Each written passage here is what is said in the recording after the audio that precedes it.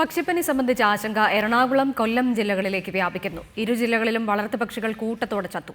എറണാകുളത്ത് ചത്ത താറാവുകളുടെ സാമ്പിളുകൾ വിദഗ്ധ സംഘം ശേഖരിച്ചു. അയൽ ജില്ലകളിൽ പക്ഷിപ്പനി പടർന്നു പിടിക്കുന്ന സാഹചര്യത്തിൽ എറണാകുളം ജില്ലയിലും കളക്ടർ ജാഗ്രതാ നിർദ്ദേശം പ്രഖ്യാപിച്ചു. കുട്ടനാട്ടിൽ നിന്നും കഴിഞ്ഞ ദിവസം എത്തിച്ച താറാവുകൾ കൂട്ടത്തോടെ ചത്തതോടെ എറണാകുളം ജില്ലയിലെ കാലടി മേഖലയും പക്ഷിപ്പനി ഭീതിയിലാണ്. കാലടി പഞ്ചായത്തിലെ മാണിക്യമംഗലത്തും കുഴിമ്പാടത്തുമാണ് താറാവുകൾ കൂട്ടത്തോടെ ചത്തത്. കർഷകർ വിവരമറിയിച്ചതോടെ സ്ഥലത്തെത്തിയ മൃഗസംരക്ഷണ വകുപ്പ് ഉദ്യോഗസ്ഥർ പരിശോധനയ്ക്കായി സാമ്പിളുകൾ ശേഖരിച്ചു.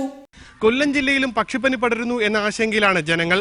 പോരുവഴി പഞ്ചായത്തിലെ 15-16 വാർഡുകളിൽ വീടുകളിൽ വളർത്തുന്ന താറാവുകളും കോഴികളുമാണ് ചത്തൊടുങ്ങിയത്.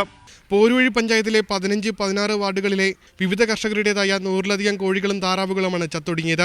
മൃഗസംരക്ഷണ വകുപ്പ് ഉദ്യോഗസ്ഥരും ആരോഗ്യവകുപ്പ് ഉദ്യോഗസ്ഥരും സ്ഥലത്തെത്തി പരിശോധന ആരംഭിച്ചു. സ്ഥലത്തുനിന്ന് ആദ്യഘട്ട സാമ്പിളുകൾ ശേഖരിച്ച് തിരുവനന്തപുരത്തേക്ക് പരിശോധനയ്ക്ക് അയച്ചിട്ടുണ്ട്. പരിശോധനാ റിപ്പോർട്ട് ലഭിച്ചാൽ മാത്രമേ പക്ഷിപ്പനിയാണോ എന്ന് സ്ഥിരീകരിക്കാനാകൂ എന്ന് കൊല്ലം DMO അറിയിച്ചു.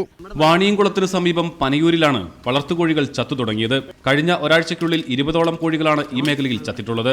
സംഭവത്തെ തുടർന്ന് മൃഗസംരക്ഷണ വകുപ്പ് അധികൃതർ സ്ഥലത്ത് പരിശോധന നടത്തി. ഇവിടെ കോഴികൾ ചത്തത് പക്ഷിപ്പനി മൂലമല്ലെന്നും കോഴിവസന്തയാണെന്നുമാണ് അധികൃതർ വ്യക്തമാക്കുന്നത്.